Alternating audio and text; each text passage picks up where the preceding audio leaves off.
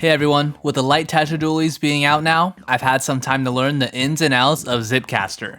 And while I wouldn't say that I've mastered it yet, I do think I have a pretty good grasp on how Light Tetras should be using it. I've also picked up a few general tips and tricks for Zipcaster, so I'll be covering that here as well. Do note that I'm not really calling this a Zipcaster guide, since this video is really focused on how Light Tetra Dualies should be using the special specifically. However, that's not to say that some of the tips I discuss here couldn't be applied to other Zipcaster weapons. Alright, let's get into it. Before getting into the tips, I want to talk gear really fast. Lots of top Tetra players have done testing with both Special Power Up and Ink Saver main, and as of now, it's pretty commonly agreed upon that 2 subs of Special Power Up is the most optimal gear to run for Zipcaster.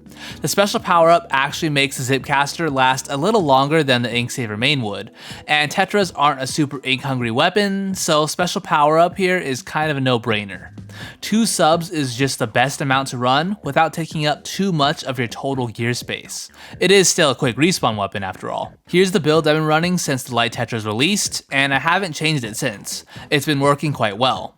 I do want to note that some top Japanese Tetra players have been running some very strange builds, like here's one that has a bit more special power up and no stealth jump, which I find very strange. I personally think stealth jump is absolutely necessary on Tetra Dualies. But if you really like having long Zipcasters, then maybe this is something you could look into. Okay, so I want to get the most important tip out of the way immediately. As you may know, after you zip to a wall, it kind of forces you to do an upwards jump off the wall. This jump can be useful for getting above ledges or just gaining some extra height to chain another zip. But sometimes you don't want that jump, especially on Tetras which have horrible air accuracy. There are plenty of times where you want to zip to a wall, then get to the ground as fast as possible to start dodge rolling. Now sure, you could just do a dodge roll as soon as you're airborne to get to the ground quickly, but what if I told you that there's actually a way to just cancel the jump altogether? If you zip to a wall and immediately press ZL, you'll just fall to the ground instantly. It's even faster if you zip to an uninkable surface. This is extremely useful for Light Tetras, as being able to get to the ground more quickly and start rolling before your opponents have time to react is vital. And of course, this will also save time during your Zipcaster, which doesn't last super long in itself. So that last tip is pretty easy to get the hang of, but this next one is a bit trickier.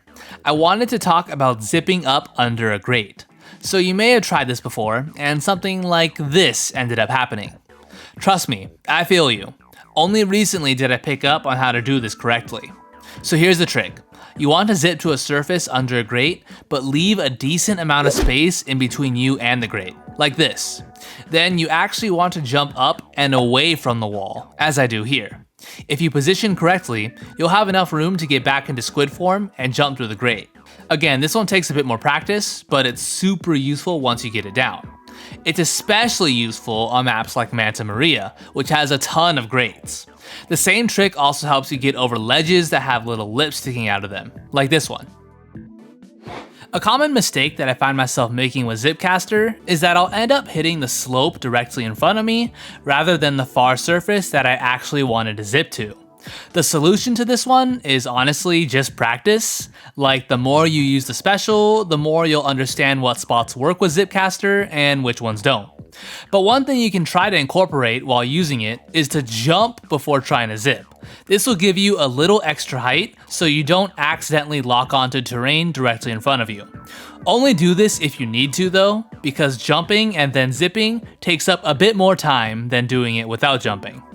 Remember that when you activate Zipcaster, you don't have to actually zip anywhere. You can just use it as a quick ink tank refill, which can be extremely clutch in situations where you might be low on ink. Next, I want to talk about how you should be using Zipcaster on Light Tetras.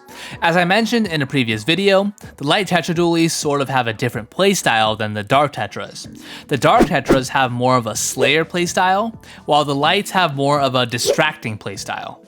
And the main reason for that is Zipcaster. The special gives Tetras the ultimate synergy that they've always needed to amplify their distracting ability.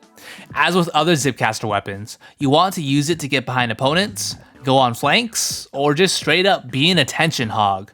I'm serious, sometimes in Zipcaster, you won't even go for kills. You'll literally just zip back and forth to get the enemy team to look at you. And while they're distracted by you, that's a great opportunity for your teammates to push up and capitalize off that. But what separates Light Tetras from other Zipcaster weapons is just how fast they can transition from an attention hog to a slayer. If you utilize that jump cancel trick I talked about earlier, you can zip back and forth continuously, then just randomly drop down instantly and start rolling.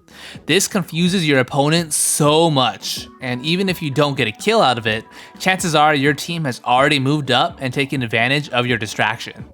Zipcaster is also just a great way for Tetras to deal with backlines, which is something that Dark Tetras normally had no business doing. I've taken out so many E-leaders and ballpoints by just zipping behind them. It's so fun. But what's probably my favorite use with Zipcaster is just surprise attacking people from below. It takes some good aim and fast reaction time from you to successfully kill opponents when doing this, but once you get the hang of it, it's extremely effective. One last thing I want to point out is the act of zipping through someone. Zipping through enemies to secure a kill is something that a lot of Zipcaster players tend to neglect, but it's actually really useful. If you zip near an enemy, it can do 35 to 60 damage depending on how close you were, but if you zip directly through them, it'll do 95 damage. Zipping through people may seem tricky, but I promise, it's not as hard as it might seem. I'll often go for a direct zip right as the Zipcaster is about to run out, as shooting my weapon would make it run out anyways. So those are just a few tips for Zipcaster on the Light Tetra Dualies. In the future, I do plan to make a complete guide for both Light and Dark Tetras, and in that video, I'll go even more in depth on how to use Zipcaster effectively. Not sure when that'll be, but for now, I hope these tips could help some of you out. If you enjoyed the video, remember to like and subscribe as it helps me out a lot, and I'll see you all next time.